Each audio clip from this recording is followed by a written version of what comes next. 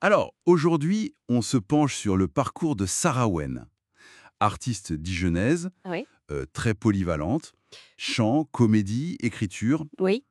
Et ce qui est fou, c'est sa précocité. Sur scène à 5 ans, théâtre à 10, le chant à 15. C'est assez dingue. Ah oui, ça commence fort. On a un document qui retrace un peu tout ça. L'idée, c'est d'explorer les moments clés, ses rencontres, sa diversité. D'accord. Et d'ailleurs, un premier truc marquant, à 18 ans, elle plaque tout pour la musique. Ben voilà, ça c'est un point de départ significatif, je trouve. Carrément. Cette décision, si gêne, de plonger direct, sans filet, ça en dit déjà long sur sa détermination, non? Tout à fait. C'est pas juste une envie comme ça. Non, c'est un vrai engagement dès le départ.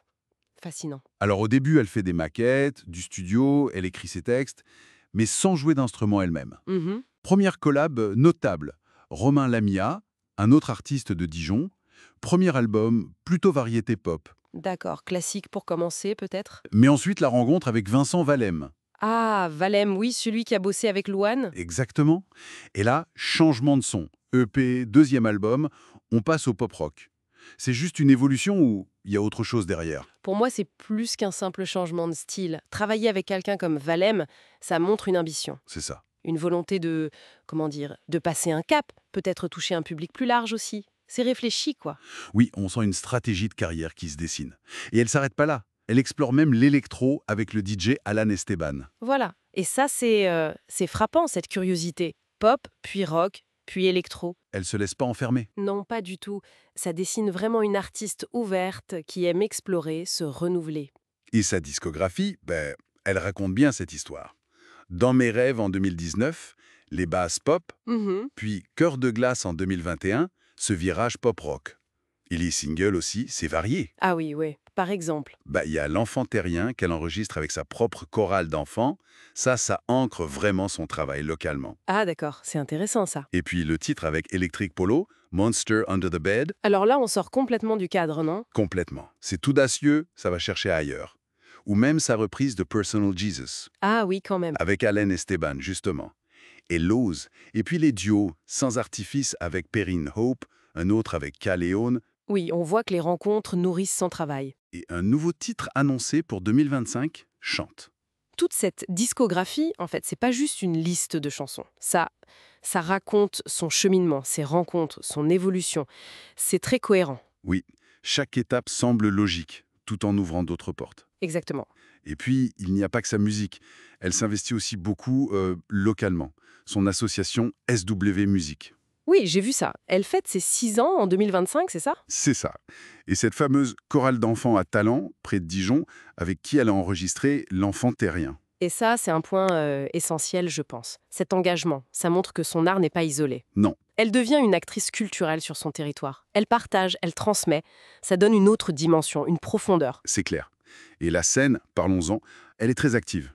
Hmm. Soit seule, avec des bandes-sons, soit avec des musiciens. Elle a fait de la télé. Et surtout, cette première partie au Zénith de Dijon, Ah oui, pour Back to Basic 2000 en mars 2022. Le Zénith, c'est en même. c'est la plus grande salle là-bas. Et Mhm. une étape importante. Tout à fait. Et ça confirme ce qu'on disait sur sa polyvalence. Assurée sur une scène comme ça, après des projets plus intimistes ou associatifs, Oui. ça montre une vraie capacité d'adaptation, une aisance sur scène qui est solide. D'ailleurs, elle continue, hein. Elle a un projet de reprise années 80 avec Gérard Sorel, un guitariste. Ah, intéressant. Et elle anime toujours des soirées, des karaokés. Elle touche vraiment à tout. C'est ça. Cette capacité à jongler entre ses créations, les reprises, l'animation, des petites scènes au zénith, c'est la marque d'une artiste connectée, quoi.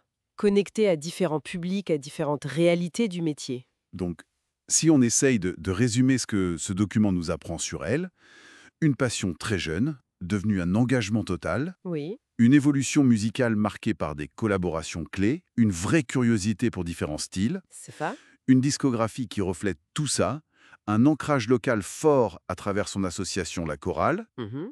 et une présence scénique affirmée et très adaptable. On a là, en fait, le portrait type de l'artiste moderne, complète, créatrice, interprète, collaboratrice, mais aussi engagée dans sa communauté. C'est un parcours très cohérent. Oui, cohérent, patient et diversifié. C'est bien construit.